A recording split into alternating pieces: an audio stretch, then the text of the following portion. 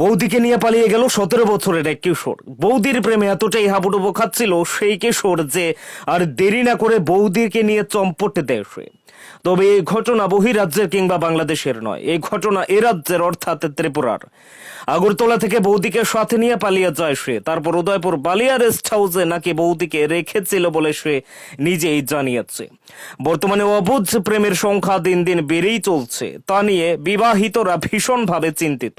কার বউ কখন কার সাথে পালিয়ে যাচ্ছে তা ধারণা করা যাচ্ছে না। তাও আবার নাবালক ছেলের সাথে কিভাবে নতুন অবৈধ সম্পর্ক গড়ে ওঠে বৌদির, সেটাও ভাবার বিষয়, যার উপর তার নেই কোনো সরকারি চাকরি। তবে দুনিয়া এখন বদলাচ্ছে, নতুন যুগের সূচনা হচ্ছে, যেখানে বয়স সময় কোনো মেটার করে না। যদিও বৌদি প্রেমীদের এমন ঘটনা বহুবার সামনে এসেছে, তবে এই ঘটনা বহিরাজ্যের কিংবা বাংলাদেশের নয়, এই ঘটনা ত্রিপুরাতে হয়েছে। আগরতলা থেকে বৌদিকে সাথে নিয়ে উদয়পুরের বালিয়া রেস্ট হাউসে এসে অবশেষে পুলিশের হাতে ধরা খেল বৌদির 17 বছরের নাবালক প্রেমিক।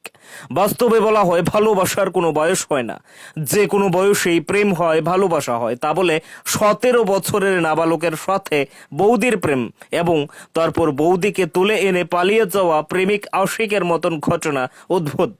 যদিও বৌদি এবং তার 17 বছরের নাবালক প্রেমিককে গেস্ট হাউস থেকে ধরে পুলিশ, পরে সেই মহিলাকে অর্থাৎ বৌদিকে নিয়ে চলে যাওয়া হয় আবার আগরতলাতে। কিন্তু 17 বছরের নাবালক সে থানায় বসে প্রেম বিচ্ছেদের জ্বালায় বুক ভরা কষ্ট নিয়ে বসে আছে।